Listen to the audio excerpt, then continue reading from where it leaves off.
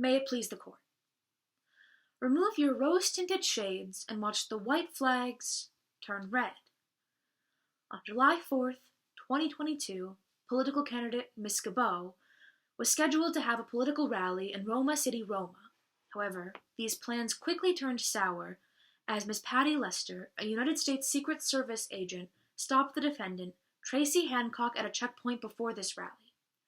After discovering multiple suspicious activities that the defendant was committing, Ms. Lester placed the defendant under arrest for the crime attempted murder against Ms. Carla Gabot. We as the prosecution today must uphold the burden of proof. This means that we must prove beyond any reasonable doubt or any possible hesitation regarding these rulings that the crime attempted murder was committed by the defendant.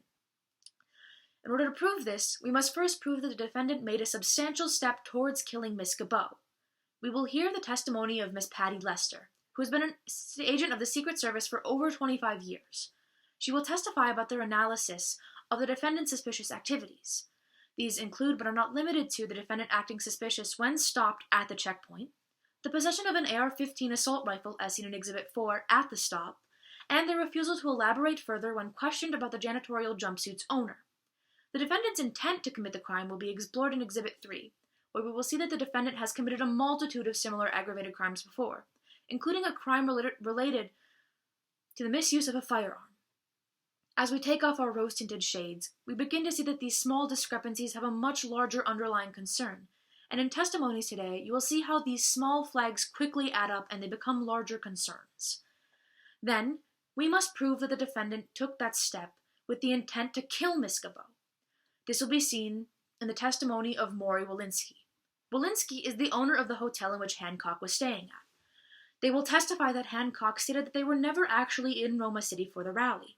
However, as seen later in Lester's testimony, Hancock states that they were a big fan of Gabot and were only in Roma City for the rally. We will also hear from Lester about a janitorial jumpsuit that was found in Miss Hancock's car.